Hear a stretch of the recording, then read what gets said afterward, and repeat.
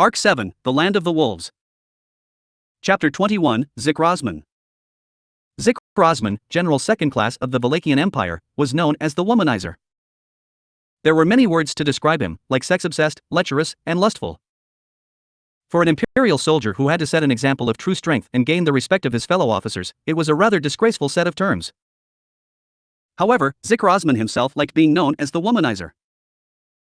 No, it would not be an exaggeration to say he took pride in it. The reason why? It was because Zikr hated the nickname he had been given before being dubbed the womanizer. For a soldier, to be called by such a nickname was an unbearable humiliation. Thus, he proudly paraded the title of womanizer, which made his fellow soldiers forget that other nickname. Anyway, although called such, the meaning of Zikr being labeled the womanizer differed from that of so-called Casanovas or from the vices of the sort of men who look down on women. The Osman household had produced a lineage of soldiers for generations, but in Zikr's generation the blood had been unbalanced and, for some reason, the family had only sired females. Born and raised in an environment with 4 elder sisters and 6 younger ones, Zikr spent his childhood without even one brother. Growing up surrounded by sisters on all sides, like most people, Zikr was instilled with various preconceived notions relating to women. But what made him different from most people whose illusions about women were lost due to the existence of female family members, he instead sought fantasies and idealized outside women. And then, he parted from his sisters, saddened to let go of their adorable and kind brother, and he started his career as an imperial soldier at a young age, making contact with outside women for the first time, and he cracked. Ever since then, women had been like an ephemeral dream for Zikr Osman, an existence between ideal and reality, a forbidden fruit mixed with love and hate. Having been raised being knocked about by a great number of women in his family, Zikr held a strong desire to treat women kindly, while also being treated kindly by them. Therefore, he considered it a supreme pleasure to serve women and to be served by them, which he put into practice. This attitude differed from most of the dominant men of the empire, which combined with jealousy and contempt for his precise tactics and safe victories, led to the name womanizer. But, as said at the beginning, Zikr Osman enjoyed that sobriquet. The womanizer, was it not rather splendid? After all, there were more men who liked women than disliked them, which brought opportunities to speak with many officers. Zikr's stance was clear and left no doubt, and his subordinates, knowing their superior officer's taste, naturally looked up to him as the womanizer and respected him. The womanizer, was it not rather splendid? Zikr Osman was the man who had risen to the rank of an imperial general second class, despite being called such. With the emperor ousted from his throne, to squeeze the life out of him, his political opponents had chosen the very best within the limits of their dominion, which was none other than he. It was surely the threatening general called the womanizer, Zikr Osman. From the beginning, Zikr had a hunch that something about the expedition smelled fishy. Military exercises were held in the area around the Budheim jungle in the eastern part of the empire every year, but this year they had been held earlier, and, including Zikr, only a portion of the commissioned officers had been notified of the expedition's purpose negotiations with the people of Shudrak. Zikr, the people of Shudrak hiding in Budheim. An indigenous people that lived in the Budheim jungle, the tribe was known for having a long history. They were also famous for not emerging out of the considerably dense jungle, and Zikr had never encountered them firsthand. But, he had heard that they were a matriarchal tribe, and he wished to meet them just once. Living deep in the jungle, their approach of capturing outside men for use as tools to produce children was also fascinating. Likely, they were all strong, indomitable women, he thought. Women were good. Strong or weak, gentle or harsh, all flavors. After all, they could not all be lumped together. Older sisters, and younger sisters too, had times when they were gentle and times when they were harsh, times when they were sweet and times when they were bitter. If a single woman displayed such kaleidoscopic splendor, how could one think of lumping multiple women together? Therefore, Zikr, to make them swear fealty, or be destroyed. What is the imperial capital thinking? That was the secret order given behind closed doors to Zikr, before he departed for the expedition. Word from the imperial capital Rupkana affirmed that this expedition's true purpose was to either win over the people of Shudrak, or annihilate them. He attempted to ascertain that there was no mistake, but the reply from the imperial capital remained immutable, and Zikr had no choice but to comply. However, he had heard about some kind of trouble brewing within the imperial capital, so he could imagine that had something to do with the purpose of the expedition on this occasion. That much was clear from the fact that the common soldiers had been ordered to execute this plan while the purpose of the expedition was hidden from them. What His Excellency, the Emperor, was thinking, Zikr had no idea. Zikr, but then, no one can read that gentleman's deeper intentions, can they? the 77th emperor of the sacred Wallachian Empire, Vincent Wallachia. That was the name of the one who ruled over this empire, the wisest man of this age, who never allowed others to read the depths of his thoughts. In the crystal palace of the imperial capital of Rupkana, His Excellency the Emperor was considered to have a clear view of the entire vast empire. Even though Zikr was a general second class, his post was far removed from the imperial capital, and he had little opportunity to see his countenance. Yet, his ingenuity and renown crossed the distance to reach Zikr's ears. Within an imperial society in which the strong consumed the weak, greedily climbing was seen as an inevitability. In a world in which various clans and locales revolted, and the live coals of insurrection would flare up every day, Vincent crushed every problem before it could become a raging inferno. In the 8 years since the inception of his reign, the Wallachian Empire had become astonishingly peaceful. Blood was spilled, flames were fanned, and lives were lost. And still, these were the most tranquil days since the founding of the Wallachian Empire. Therefore, this completely thorough approach towards the people of Shudrak caused Zikr to furrow his brow. Though he was a perfect son of battle, His Excellency the Emperor avoided battle in some respects. It was not that he loathed war, but that he had deemed it foolishness, and that was the reason for his decisions. That was the supposition Zikr embraced of his own accord. Perhaps this feeling was because of a sense that he had been betrayed? No, it's not like that, General Second Class Zikr. I understand your thinking, sir. I'm just a common soldier myself, but I also have to consider all sorts of things," said one of the common soldiers, listening to him with a charming smile. They were having a moment in a tavern while they were stationed in the fortress city of Daryl, where the expedition was based. On the nights that Zikr did not spend with women, he enjoyed drinking with his subordinates in such a manner. And in addition, rather than a retinue of high-ranked officers or generals of the third class, he would drink with lower-ranked ordinary soldiers. Of course, most soldiers did not particularly want to drink alcohol with their superiors. Even so, Zikr liked such rituals whenever he went on expeditions, as it helped him understand the thoughts and preferences of the subordinates he traveled with. But on this night, he may have said a bit too much. The soldier he was drinking with that day was an awfully talkative, chatty sort. As they drank, he was always looking around, brimming with curiosity.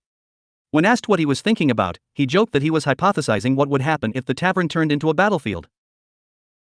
An attitude of constant combat readiness, and a lack of timidness towards his superior officers' company.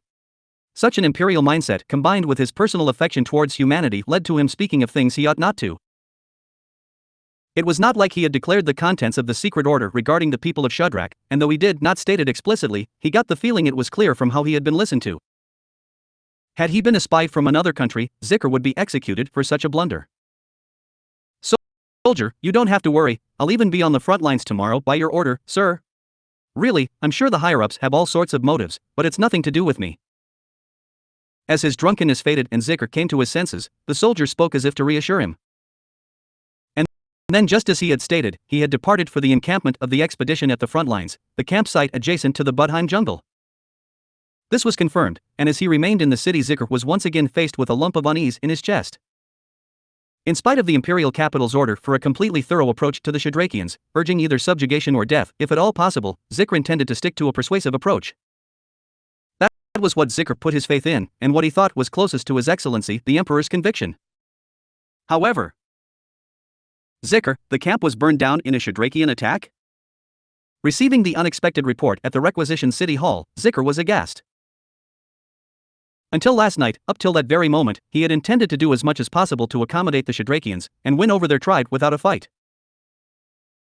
The camp had been set up in order to wall in the western side of the Budheim jungle, and when several of those from the people of Shudrak had charged, the imperial soldiers were routed without so much as a counterattack. Those who fled were struck in the back, furthering the extent of the damage, leading to over 100 casualties. Zikr, ridiculous.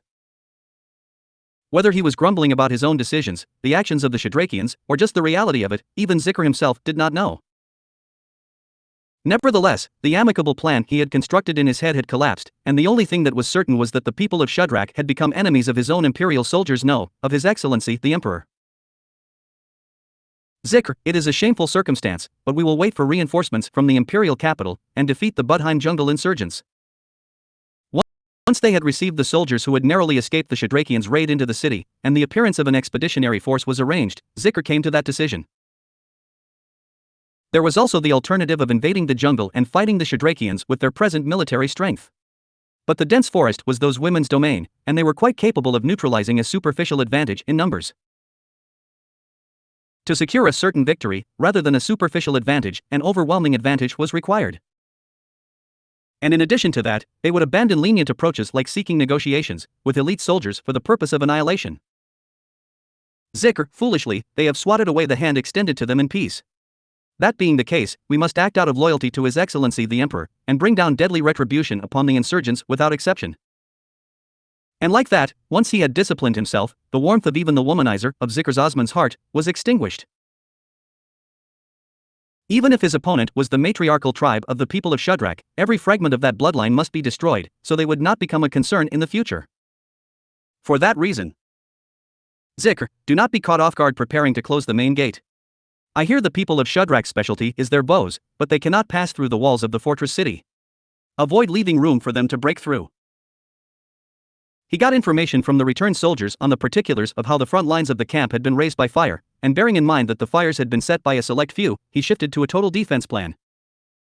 Based on what was known of the Shadrakians' lifestyle, it was difficult to imagine that the tribe's entirety was numerous, and it did not seem likely that all members of the tribe could fight, children and elderly included. If he supposed that their fighting strength was approximately 100 people at most, in order to compete with the imperial soldiers, they could only take advantage of the dark of night for things like surprise attacks. But even so, a method of preemptive strike would only bear on an opponent whose guard was lowered from a lack of attacks. Zikr, see to it that every hole is filled. Even the walls of the fortress city are not solid. With its long history, I can imagine there being plenty of ways to pass through to the outside without using the gates. Do not overlook any sort of secret passage. On that point, a report for you, sir. Some of the soldiers who returned from the burned camp are already preparing for an outside attack by going around and blocking off secret passages. Zikr, is that right? It is heartening that there are soldiers besides generals who have the guile to anticipate. Once this matter is put to rest, we must start giving promotions again. But for now, sigh. Until reinforcements arrive, our stance will be total defense, right? Hearing Zikr's instructions, his subordinate, a general third class, bowed deeply at the waist. Were these the words of an ordinary general, they would be ridiculed for such a passive approach. In fact, Zikr had formerly been the target of that kind of scornful laughter. But Zikr had already borne a severe blow from the opposing people of Shudrak, and if he were to return to the capital he would not be in a position to escape some form of punishment. With his back already to the wall, there was no reason not to take the very best measures in this situation. His subordinates knew this as well, so they did not sneer at Zikr's stance. And then, Zikr, excuse me?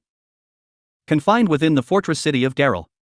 Zikr, resuming said operation, raised his eyebrow in irritation at his subordinate's report. In the days spent waiting for reinforcements from the imperial capital to arrive and maintaining the gradually rising tension, the report brought out deep emotions that were exceedingly out of place in Zikr. For as to why that was? Subordinate, yes.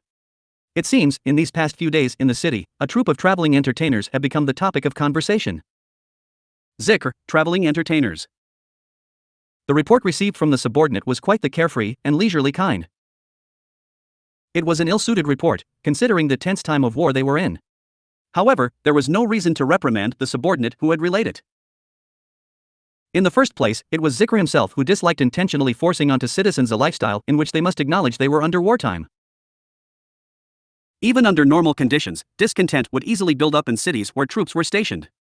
And, depending on the situation, being unable to manage public sentiments would lead to annihilation. That was how far the situation could progress. Under that line of thinking, Zikr purposely did not carry out any action that would strongly restrict the opinions people held. Staying vigilant against the threats outside of the city, preventing any infiltration from the people of Shudrak by authorizing his troops to perform thorough searches without exception. By doing this, he allowed the citizens to continue with their everyday lives. He understood it to be contradictory, but that was the compromise between Zikr's common sense and his military instincts. In any case, because he had taken a position to do things this way, the day-to-day entering and exiting of the city, the security check placed at the front gate, and the handling of merchants and peddlers would remain unchanged. For that reason, it was probably fine to let something like a band of traveling entertainers into the city, but Zikr, what do you propose with that information? If you are asking to keep them under strict control, I would very much prefer not doing so. Look around us. I can understand why the townsfolk would celebrate that troop. It was a situation where a non-negligible amount of Imperial soldiers, together with the guards there stationed, were maintaining patrol around the city.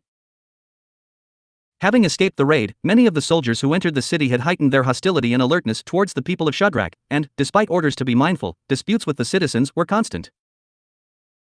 It was not hard to imagine that a party of traveling entertainers appearing in the city during all this would bring a modest amount of peace for the citizenry.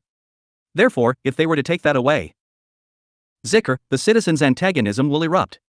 You understand, do you not? Subordinate, of course, your words exactly, sir. That is why, I am not suggesting that we place them under strict control. Just. Zikr, just what? You are making this seem more important than what it truly is. Raising an eyebrow, Zikr impatiently urged the hesitant subordinate to continue his sentence. Then, after a minute of silence, the subordinate lowered his head as if in resignation. Displaying his respect and non-hostility towards his superior officer by putting a fist on his palm, the subordinate controlled his breathing with a ha, and subordinate, actually that troupe. Those dancers are quite impressive, but, your thoughts, sir? What do you make of seeing them once too? Zikr, me? It is not that dancers are not tempting for me too, but... Hearing his subordinate's unexpected proposal, Zikr widened his eyes in surprise. His history with this subordinate was long, and they had walked on many worthy battlefields together. It was unthinkable that he would bring up this proposal without any thought to it. However, Zikr could not infer the real reason as to why his subordinate wanted to show the dancers to Zikr. Subordinate, sir, I cannot be saying this out too loud, but discontent within the troops is also increasing. Zikr, The subordinate straightened himself and disclosed that to the puzzled Zikr. The grave observation told to Zikr naturally made his eyes narrow. When he wordlessly encouraged his subordinate to keep talking, the subordinate slightly lowered his voice and... Subordinate, they have certain thoughts about the reinforcements from the ungenerous imperial capital, but they seem to have doubts about you too, sir, who decided to coop up in the city and take a defensive stance.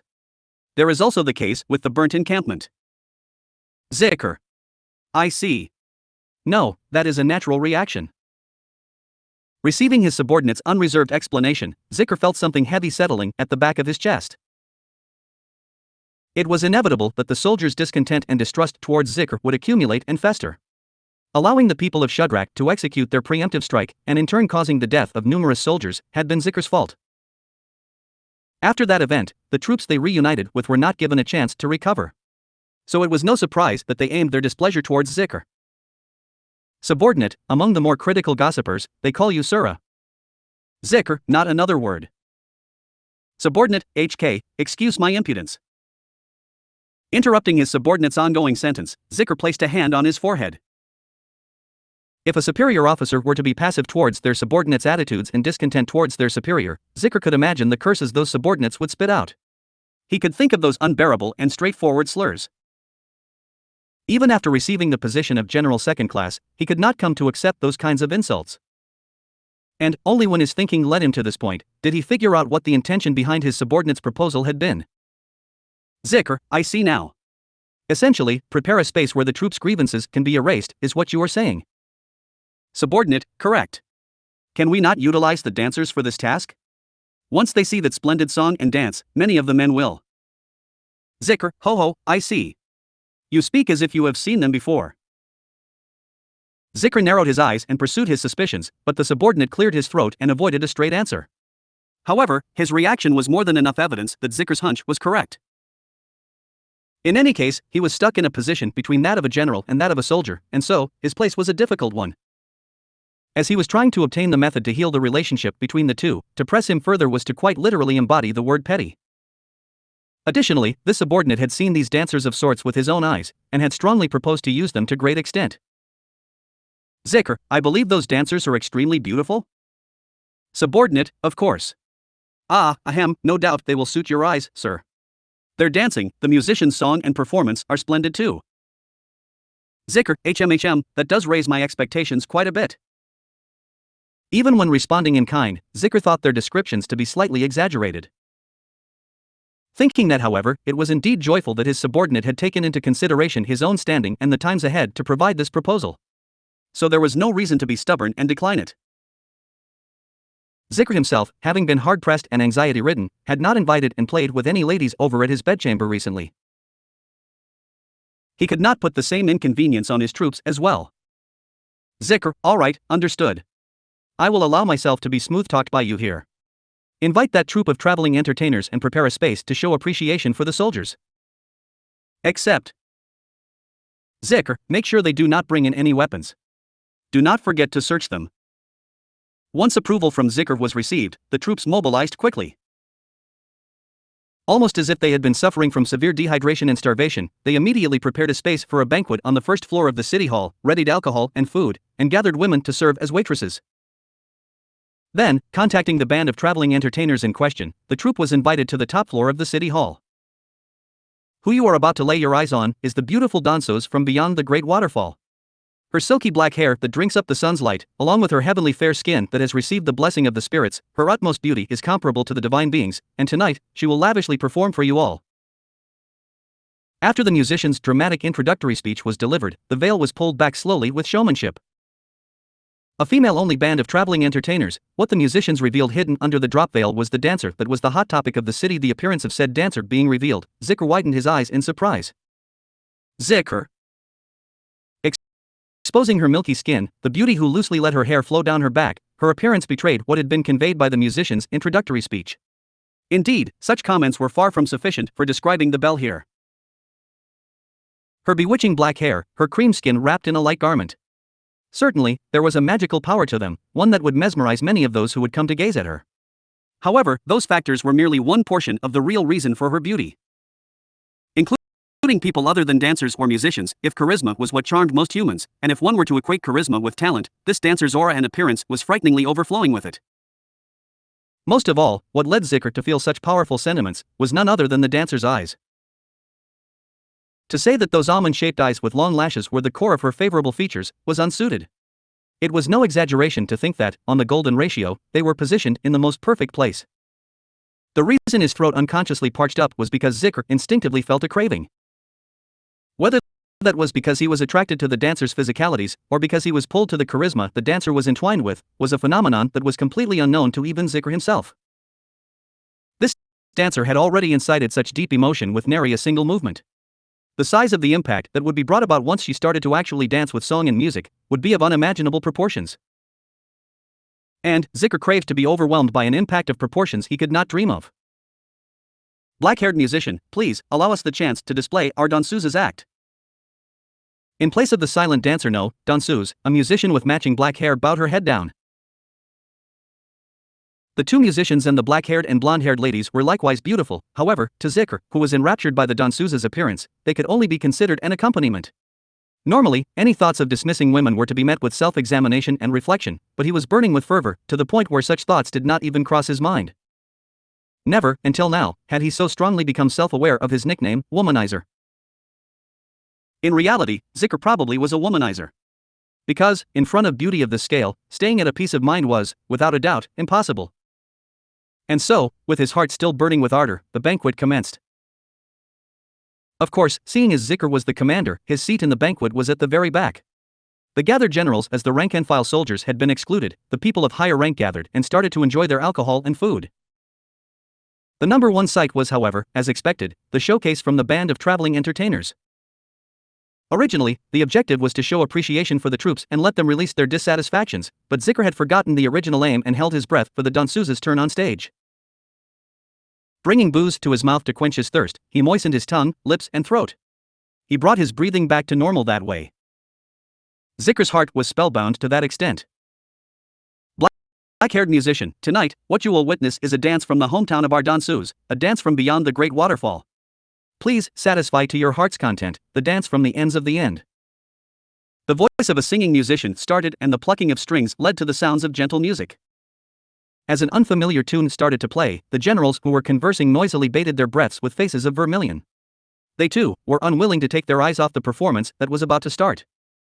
Then, the danseuse who slowly came into sight, started her breathtaking dance.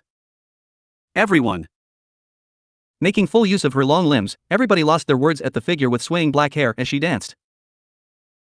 Forgetting to breathe, they stared. This was the very definition of enchanted. Anyone who witnessed a dance like this and maintained a clear-headed mind had something wrong with them. Someone like that did not understand the value of dance, and possessed the sensibilities of an animal. The Imperial soldiers were a pack of wolves, but they were not beasts who did not possess the power of intelligence and speech. Subsequently, the generals also held their breath, forgetting how to breathe, and were bewitched by the stunning Danseuse's act. Each person lost their voice and were captivated by the Danseuse's performance. Pitch black hair, smooth, white skin with not a blemish. An alluring face that would make artists want to cut off their dominant hand for its deep knowledge. They were charmed by that. However, what continued to attract, boundlessly so, Zikr's eyes, mind and heart, were none of those features. It was the eyes. Just as he thought, he could not shift his gaze from the Danseuse's eyes. Her long-slitted eyes lorded over the stage in which she was dancing on, and were boring right into the very back of the room, at Zikr. Her eyes, which did not leave their target for a single second, directly took hold of Zikr's brain and did not release their grasp. Eventually, the danseuse crossed the hall, advancing right in front of Zikr. Then, softly kneeling in place, raised her two hands and requested Zikr's sword. Naturally, Zikr understood her action, that it signified the wish for a sword. With the world in her grasp, the danseuse's dance raised the tension and made it obvious that she would rise to the next level. On top of transitioning to a dance utilizing a sword, to a blade ballet, the danseuse wished for a blade. Zikr did not have the option to refuse and not pass the blade over. No one could stop it. The subordinates and generals, no one could deliberately obstruct this act. This was something that was to happen no matter what. That was how natural this course of action was. That was why. Danseuse, it is your loss, Zikr Osman. Having his unsheathed sword pointed at his throat, hearing that ruthless declaration, Zikr Osman did not process that he had been defeated by virtue of being the womanizer. Zikr. Even at this very moment, he could not avert his gaze from the eyes of the danseuse who had declared such words. That cold charisma which attracted many, it was as if he had seen it before. That feeling of déjà vu was endlessly branded by flame into the mind of the defeated General Zikr. Chapter 22, The Bloodless Siege Plan.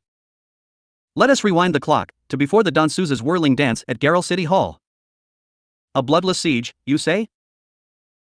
Having entered the meeting place, in front of all those gathered there, Natsuki Subaru had made a powerful declaration. The concealing Oni mask forcibly ripped away, Abel looked up towards Subaru and, in a chilling voice, repeated the pipe dream that had vibrated his eardrums. He sneered. No, there was no sense of mockery in it. It contained pure doubt, a kind of breath that conveyed that the person before him did not understand what they were proposing. The intention was understood. Subaru, you may have devised a plan to get through with minimal sacrifices, but you wouldn't think of a plan with 0 sacrifices in the first place.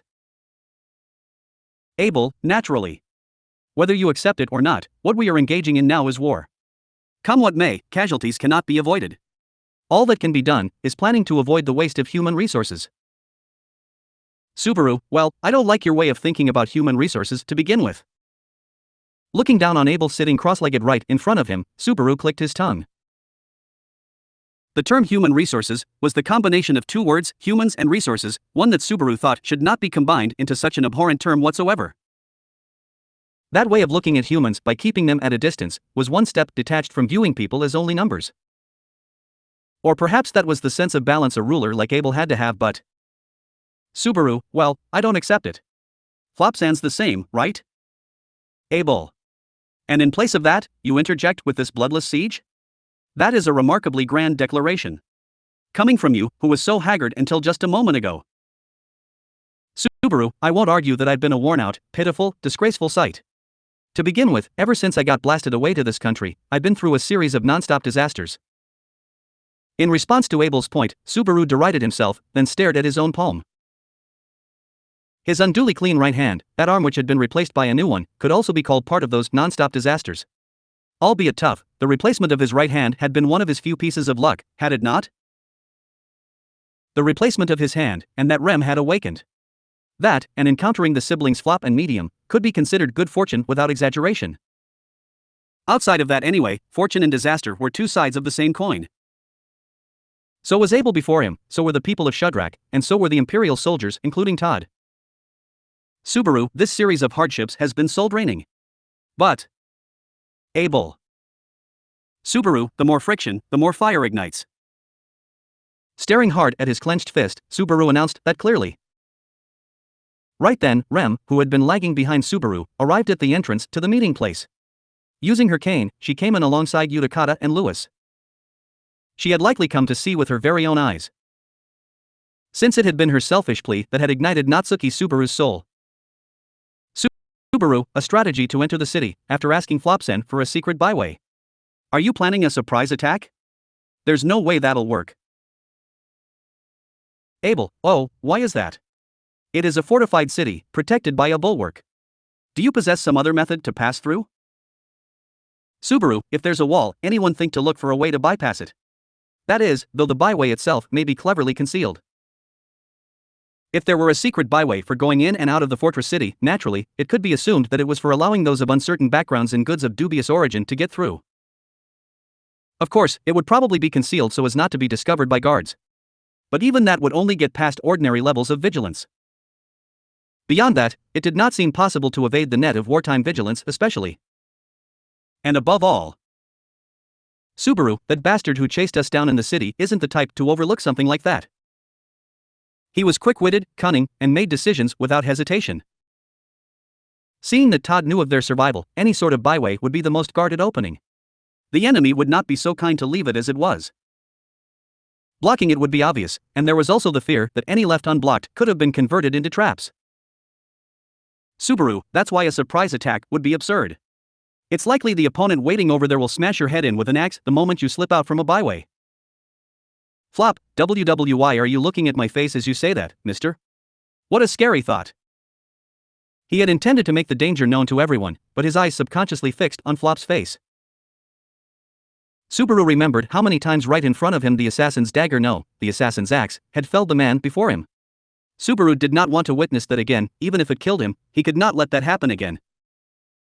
Abel, were it to simply be a surprise attack, I am of the same opinion regarding the enemy being wary. Subaru, what? At his unexpected assent, Subaru stared in wide-eyed wonder. The reason being that the one endorsing Subaru's opinion was none other than Abel himself. Abel raised an eyebrow at Subaru's astonishment and continued. Abel, what? Is my affirmation unexpected? Subaru, that's right. Despite you acting as if you're right about everything in this world, you do things like readily admit your own mistakes. Abel, nonsense, when did I admit to having been mistaken? I merely endorsed the idea that a strategy of using a byway to commence a surprise attack would not be successful. Subaru? Then, how were you planning to use the byway? Abel's denial had a different feeling than that of a sore loser who had had his thoughts correctly guessed. As Subaru grilled him for the basis, Abel shut one of his eyes. Abel, there is no reason humans must be the ones going in and out. If it is only to paralyze the functioning of the soldiers confined in the city, merely smuggling something in would be sufficient. Subaru, something. Abel, poison. Subaru, they're even less likely to overlook that. Abel's dispassionate delivery all the more gave a sense of his unwavering resolve to get things done, and Subaru instinctively and loudly criticized his plan. The use of poison or the like would be inexcusable. In truth, since Subaru had experienced the power of poison employed by the people of Shudrak, he vehemently opposed its use. That hellish suffering, it was more wretched than dying in battle. Subaru, anyway, weren't we talking about trying to minimize suffering, or at least reduce harm to persuade Flopsan? How does a plan that uses poison? Abel, what are you speaking of? A surprise tactic using a secret byway also has the possibility of our own troops being sacrificed in the event of an attack. With poison, that possibility is eliminated. Subaru. Abel, reducing the losses of the forces on hand. That is what it means to minimize damage. Abel spoke definitively, and in front of him Subaru held his breath. Again, Subaru recognized anew, between his own position and Abel's, the grand scale of difference between a ruler's and others' fields of view. The gap was beyond Subaru's comprehension. In short, Abel did not take damage to the residents of Geralt into account. No, even if he did not bring harm to the residents, he thought nothing whatsoever of harm to the Imperial soldiers. That much had been clear ever since the Imperial soldiers' encampment that he himself had aimed for had been burnt to the ground. Subaru, still, my thinking was naive. You? Abel, that is correct, your thinking is naive. Consequently, you have no place here. As they confronted each other, sparks flew between Subaru and Abel's glares. Just as their views clashed with one another, and the discussion began to break down. Flop, now, wait a minute, you two. There's no need to glare at each other and argue like this. Flop stepped between the two of them and created some distance. A sudden smile appeared on his face as he looked back and forth between the glaring faces of Subaru and Abel. "Let's calm down and discuss this," he said as he clapped his hands in front of his chest. "Flop, to be frank, my discussion with Mr. Chief was getting nowhere." And then, Mr. triumphantly returned. "I definitely want to hear about this bloodless siege Mr.'s talking about. If it's real, it'd be like a dream come true." Subaru, Flopsan. In response to the grinning Flop's expectation, Subaru quelled his prior anger. Somehow or another, taken aback by Flop's behavior, Abel seemed to do the same. Abel let out a humph with a small snort. "Abel. Very well, we shall hear him out. Should your idea manage to successfully fool this merchant, as long as you get the whereabouts of the secret byway, that will be that." Flop, huh? Mister. Don't tell me you. Subaru, no. We weren't planning this. Just because it doesn't seem like your own idea is going to work, doesn't mean you get to try to force me to be part of it, asshole. His remark needlessly invited Flop's distrust, yet, moreover, Abel showed no shame. He held on to his composed arrogance. "You hardly need that Oni mask," Subaru spat at him. "So?" Like that, a faint voice slid into the gap created in the conversation. Standing stock still at the entrance of the meeting place, eyes fixed on Subaru's back, came Rem's voice. Not fooled by the atmosphere of the place, Rem continued to stare only at Subaru. "Rem, so, what would you do? Could you find some other way that isn't a fleeting dream or a blood-soaked reality?" "Subaru, every bit of the way you say things makes my heart sing." Rem stared with her lips pursed, and Subaru responded with a bitter smile, and strengthened his resolve once more. Then, he surveyed the faces in the meeting place once more. Abel and Flop, along with the Shadrakians starting with Mazelda, and as he became the focus of everyone's gaze. "Subaru, my plan's got no need for either byways or bloodshed. But, it does require Flopsan's assistance." "Flop, even though it doesn't need a byway, it requires my help. But mister, surely you know I'm just a helpless peddler with a bit of a mouth, don't you?" Subaru, yeah, of course. But Flopsan isn't just a merchant, there's a blessing you were born with. A nice face. Flop, huh? My face? Wide-eyed, Flop put both his hands to his face. Similarly, everyone in the meeting area tilted their heads as if to say his face. Mazelda, I see, that's true. Tarita. Sister, did you realize something? Mazelda, no, I just approve of what Subaru said about him having a nice face. Tarita, sister. Mazelda nodded and crossed her arms, while Tarita sullenly hung her head. But, since more or less no one had caught on to Subaru's intentions, an air of doubt was spreading among them. Same went for Flop and Abel, even. However, Mazelda's stubborn interest in the appearance of others was not off base. It was precisely her weakness and sense for beauty that had given Subaru a great hint regarding this situation. Because Mazelda putting too much stock in good looks had been that which had inspired this bloodless siege plan. Subaru, evidence is better than debate. Flopsan, we can't tell until we try it, so follow me. Flop, follow you? That's not a problem, but what in the world? To the still dubious Flop, Subaru pushily told him, don't worry about it. And then, his gaze turned to face Mazelda. Subaru, you dye your hair and draw designs on your body, so you use cosmetics, right? Could you try lending me those items for a bit? Everyone. Having returned to the meeting place after a while, everyone was lost for words upon witnessing the results. However, Subaru knew that it was not speechlessness born from negative sentiments such as being perplexed or fed up, but rather genuine awe and astonishment, perhaps even some moving emotion.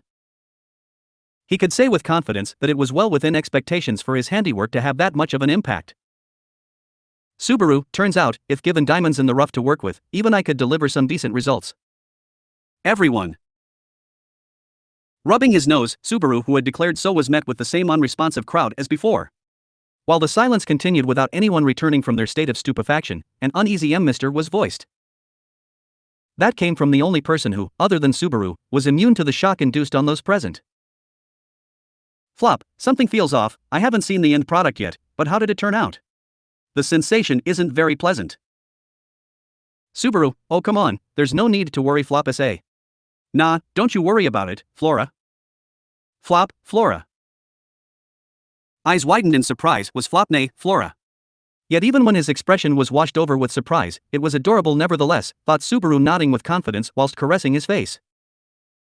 Then once again, Subaru grabbed Flora's slender shoulders and turned him to face forward. Veiled behind the silky curtain of long, golden hair, were eyes that were more accentuated than usual from having had eyeshadow applied to them.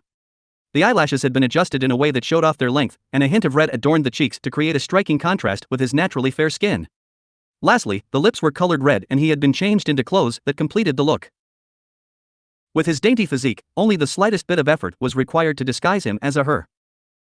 Which meant, Subaru, this is the key to a bloodless siege, the best strategy one can devise. Throwing his fist up in the air, Subaru debuted Flop Flora to everybody in the meeting place. Despite the limited time given, Subaru had been capable of bringing the most out of a gem from its unpolished state, something he took pride in. Surprise should be reserved for now, however, for this was only a work born from inadequate preparation, the least adorable version of what Flora could be. Having gathered all the necessary tools, as long as the person in question kept in mind the appropriate mannerism they should uphold, it would not simply add to their charms, but increase it exponentially. Subaru, beauty can be made. Rem, are you fooling around here? Subaru, eh. A cold piercing voice jabbed at Subaru, who had presented a feat without rival. Taking a peek, the owner of that voice was none other than Rem with a frigid gaze. Those eyes that had regarded Subaru with expectation just before were nowhere to be found, and were instead replaced by those that Rem had since she first woke up. Having swallowed his breath due to the harsh gaze, Subaru said, "Hold on," with an outstretched hand. Subaru, I am not fooling around. I'm really not fooling around here whatsoever, so don't look at me like that. Rem, you aren't fooling around? Stop with the absurdity. I was a fool, to even have tried putting the slightest amount of faith in you. Subaru, you're jumping to conclusions. This is somewhat late, but you really are just like Rem in that sense. Rem, ha? Despite it being something that the current Rem did not recall, Rem too was quick to jump to conclusions. Though his heart was warmed by the thought that they were, after all, sisters, his number one priority right now was regaining the lost trust from Rem. In actuality, Subaru was not messing around. He was taking everything head-on with all seriousness, and giving it considerable thought. The purpose of going through all that trouble to turn Flop into a woman named Flora was Abel, the target's Zikr Osman, huh? Said the first person to arrive at the answer, Abel, who had his chin resting on his hand. Unlike the rest who had been unable to conceal their surprises at the transformation from Flop to Flora, Abel was able to suppress it and stayed silent, presumably to probe for Subaru's true intent. And thus, he had been able to see through what Subaru was getting at completely. The target would be Zikr Osman, General Second Class of the Empire, and commander of the Imperial soldiers stationed in the fortress city of Daryl. A capable man who preferred solid and safe war tactics, and on top of that, Subaru, I heard he's called the Womanizer. Sounded like it was well known among the Imperial soldiers. Abel, the fact he is renowned for being one, and that he received a nickname because of it, is common knowledge. Rem, Womanizer, doesn't give off a very likable impression to me.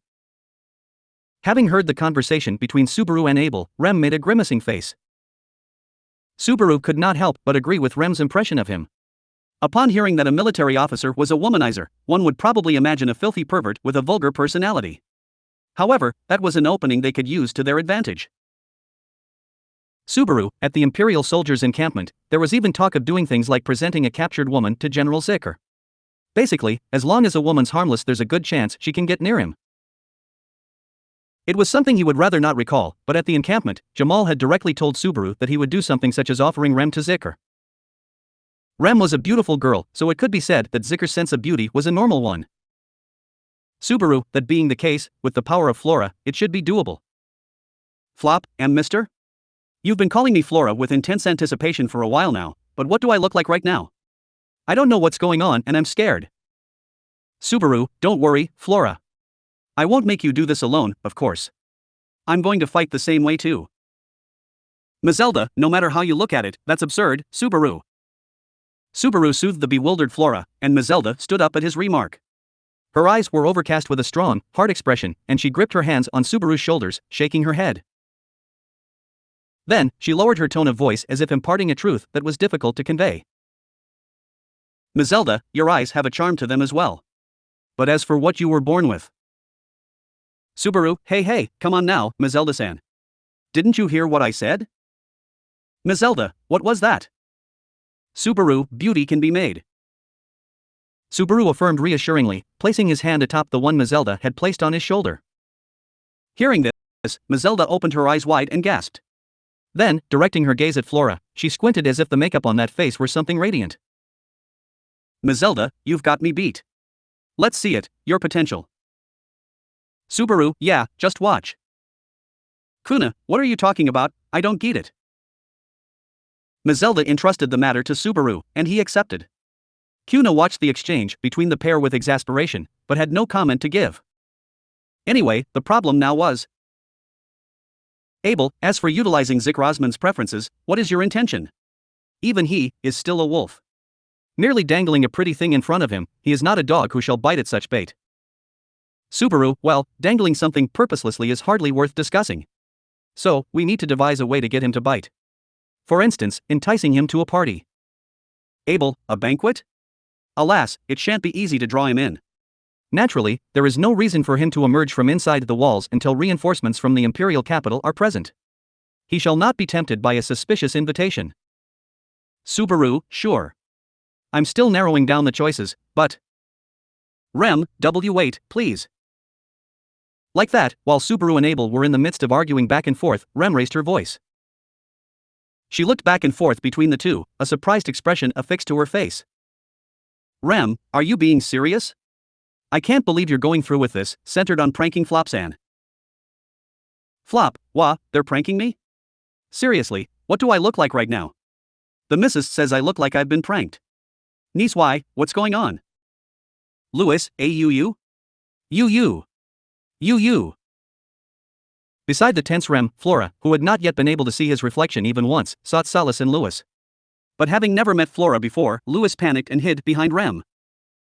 In other words, in Louis's view, it appeared as if Flora and Flop were different people. Abel, setting aside whether that girl's reaction is appropriate as a litmus test, I do not consider this a prank. At last, you have proposed an idea meriting discussion. Subaru, then you also recognize it. The beauty of Flora. Abel. I recognized that your idea was one I had not thought of. Do not get it twisted now. Subaru's lips curled in an expression of dissatisfaction with Abel's obstinate reply. However, Abel paid him no mind, and for a short period held his hand to his mouth in careful deliberation. Then, he shot a jagged look in Subaru's direction. Abel, Natsuki Subaru, I have one question. Your cosmetics, can only the merchant make use of it? The question came.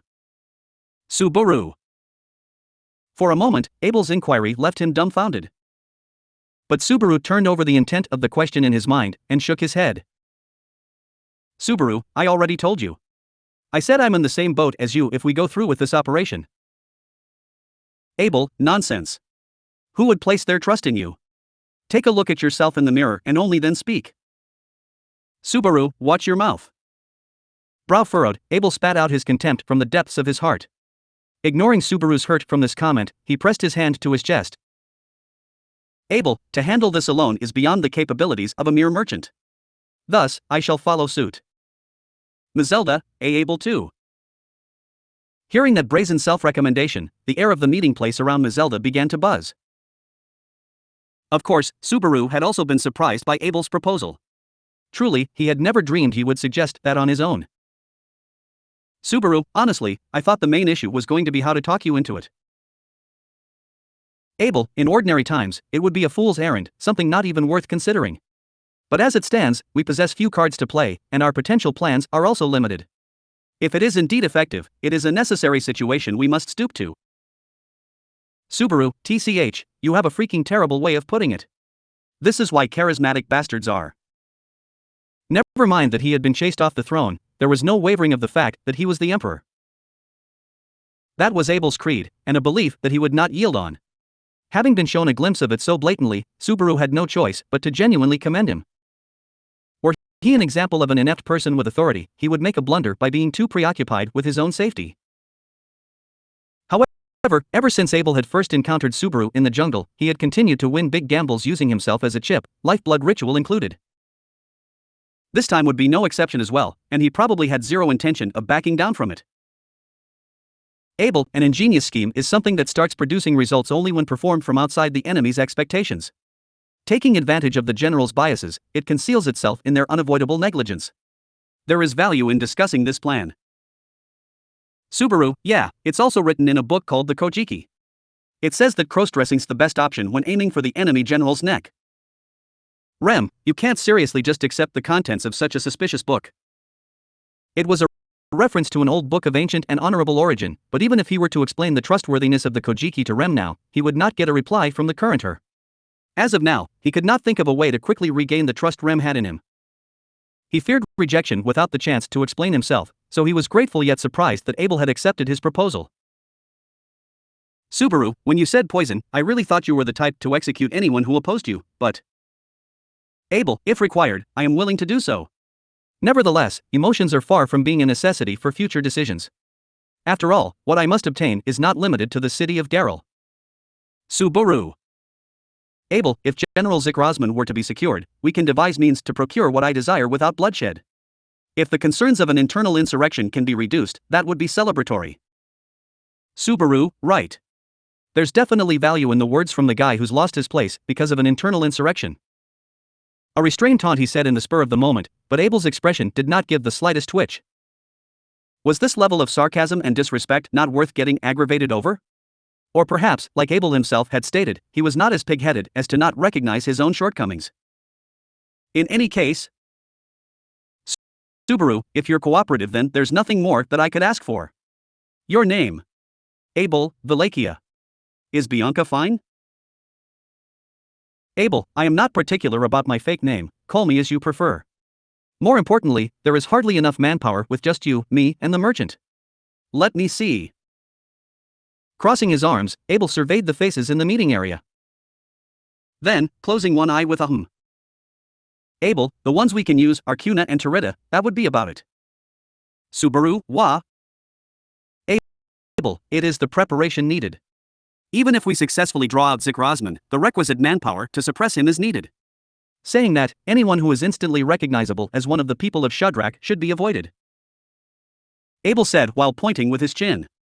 Hearing that, Subaru also understood Abel's thinking. Suddenly being put under the spotlight, Tarita and Kuna were perplexed. While they were members of the people of Shadrach, compared to the others, these two were the types that did not give off a wild atmosphere. Mazelda, at first glance, looked like a fiery and aggressive fighter. Similarly, Holly on first look, gave a unique impression on people. They were not suited for this situation, which called for the concealment of their Shadrachian identities. In the end, what was needed to not raise alarms in the enemy's mind was a feminine charm. Subaru, I think that's the limit of what my dress-up and makeup can do. I can't give them a womanly charm with these cosmetics after all. Rem, me too. Subaru, Rem? Then, the one who swiftly raised her hand there was Rem. This was the Rem who did not hide her disbelief towards Subaru after the case with Flora. Yet, as if she'd had some reconsideration after seeing them continue a serious discussion of this plan, her expression was likewise weighty. And, with resolve and determination shining in her light blue eyes. Rem, please, let me take part in this. I'll definitely be of use. Subaru, Rem. Sorry, but that's not possible. Rem, HK. Again, you're unnecessarily trying to distance me from danger. Her resolution on the verge of being crushed, Rem's eyes shot daggers at Subaru. Without a doubt, Subaru held a sense of overprotectiveness that would most likely infuriate Rem. His sentiment to distance her from danger and let her peacefully spend her time inside a cradle was no lie. However, that was not the sole reason for stopping her participation in this battle. Subaru, it's true I'm worried for your safety. But, the reason I'm rejecting your involvement is simply because the plan's success rate will decrease. Rem, your face has already been seen by the Imperial soldiers. Rem, ah. Subaru, there was that time you got caught at the camp, and also when we were running away from the city. We can't use Medium's help for the same reason. We made too much of a scene. After causing such a commotion, the guards at the security checkpoint would definitely not forget Rem and Medium's faces. Lewis too, for that matter. The operation this time was a battle on whether or not they could get the better of the enemy's thinking and slip under their radar. Unless they wanted to endanger that core idea, there was no way they could bring Rem alone. Rem, but... But, if the condition is whether our face has been seen or not, then it should be the same for you too. Subaru, yes, but no. Because, it won't be me who'll be passing through the main gate of Garel. It'll be Natsumi Schwartz. Rem, ha? As if she thought she was being deceived again, anger blazed in the determined Rem's eyes. However, in regards to this case, nothing could be explained through words.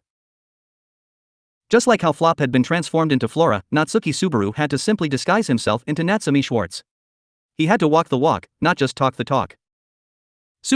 Subaru, anyways, the reason I can't bring you along's just as I explained. But, Toretta and Kuna, you guys too, this'll be a dangerous operation, so I'll have to convince you two first before. Mazelda, nah, this is interesting. I'll allow it. Take them both. Just as Subaru was trying to confirm the thoughts and intentions of the two Shadrakians, Mazelda interrupted with those words. Turning his head in surprise, Subaru saw the shining eyes of Mazelda focused back on him with blazing curiosity. She stared with the intensity of a hunter. It felt like she was peeling his skin off and trying to take a peek underneath. For a brief moment, Subaru could even feel an intense fear sweep through him. Subaru, Mazelda-san? Mazelda, Subaru, you and Abel have already proven your valor. Shudrak respects those blessed with valor. But, that doesn't mean we cut and throw away ingenuity as an unblessed value. Might and wisdom, those excelling in both become supreme warriors. Go and prove yourselves. Her cheeks warmed in joy, as if the operation that targeted the enemy's weakness was favorable for her as well. Based on assumptions, Subaru had believed without question that Mazelda and the rest of the people of Shudrak would dislike this sort of scheme. That was why he planned on inquiring Toretta and Kuna whether they would like to participate in this operation or not. However, after Mazelda gave her answer, Toretta and Kuna nodded along as if it were the most natural thing in the world. Kuna, if the chieftain says so, I have nothing else to really say. Toretta, I will follow sister's direction. I am also interested in this makeup. Linking her hands behind her head, Kuna accepted with an attitude that said she did not care either way. Toretta held the same opinion, but she would flick her gaze towards Flora on and off. It seemed like she had gained an interest in Subaru's makeup handiwork. He thought the scene was somewhat lacking in the tension expected from the preparation of a life or death operation, but... Abel, if there are no objections, then let us swiftly prepare. We must settle this battle before the cowards in the fortress city receive encouragement from the imperial capital. Subaru. Okay, got it. If everyone's good with that too.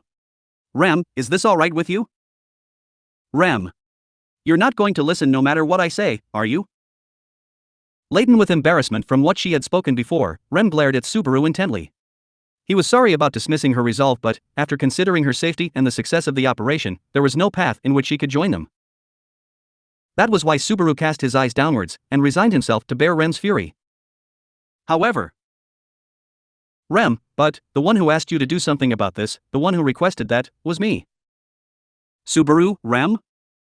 Rem, and for me to make a fuss about it, there's no way I can do that. Please be successful.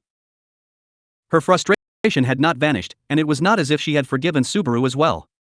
She would respect the decision made, was what was communicated to him through her averting gaze. Just by that, the dark clouds within Subaru cleared up. Subaru, only Rem can do this, but man is it coming. Wait, that's not right, is it? Just by showing her very slight approval, Subaru was giddy to the point that he felt like he could fly up high in the sky. But also, when Emilia smiled, he felt like he could rise up to the heavens by that smile alone, and when Beatrice would explain something with her smug face, his chest would become super warm and comfy. With a ha, Subaru only now noticed that he was easier to deal with than he thought. Abel, what is the matter? Are you only now getting cold feet? Subaru, not now, that's not quite right. It's just that, I'm getting pumped up. Abel, ho. Show that with your utmost efforts, then. Receiving courage from Rem's comment, Subaru answered while Abel flared his nose. Needless to say, that was what he intended to do. Once this bloodless siege succeeded, the path to return to the kingdom of Lubunica might open up. Even if that were not the case, Subaru would not let any tragedy occur within his sight's reach. He would not let it happen. Hey, Big Brew. It's not nice to Bochin if we don't let her rest, so I want to put her somewhere. Then, in the meeting area where zeal was rising, Medium peeked her face in without hesitation. Even when compared to the muscular Shadrakians, Medium stood one head taller, and so was very noticeable with her height. The said noticeable person then looked over the meeting area with her round eyes and. Medium, where's big bro? Flop, oh, dear sister. To lose sight of your brother is quite cruel of you. I'm present, right here. Medium? Towards the head-tilted medium, Flora stood up and made her existence aware. And towards Flora's words, medium scrunched her eyebrows and fell into deep thought. Staying silent for a while, she then yelled, as if she had come to a realization. Medium, big bro, all this time you were actually my big sis. Flop, mister. What's going on here? This is actually scary. If even the eyes of a blood-related sister could be deceived, this would certainly be a firm foothold for this operation. Tappy Ice comment. In regards to Subaru's cross-dressing addiction, this is a misleading description. They have happened before in LN Tapenshu 3 and 6. There wasn't really a good timing to slot it in the web novel, so they weren't put in here, but, as the author, it has always been part of the plan since the beginning. The introduction of this has taken 8 years since writing started. Nice obsession. End of chapters 21 and 22, Zikr Osman.